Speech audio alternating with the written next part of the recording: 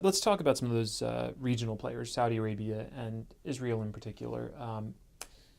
Do you think it's possible for the United States and Iran, even theoretically, to reach a deal that would be palatable to the Israelis and to the Saudis that doesn't necessarily make them a loser of that?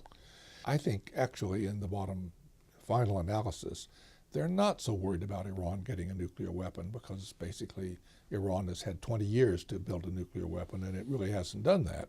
And with all of the controls that will be put on in any kind of a deal, it's very unlikely that Iran would go that way.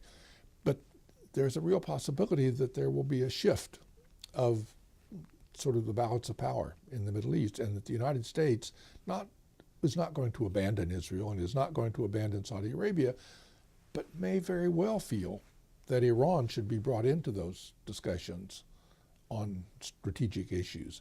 And that's something that I think both the Saudis and the Israelis don't want. But in the end, if a deal is struck, they'll live with it.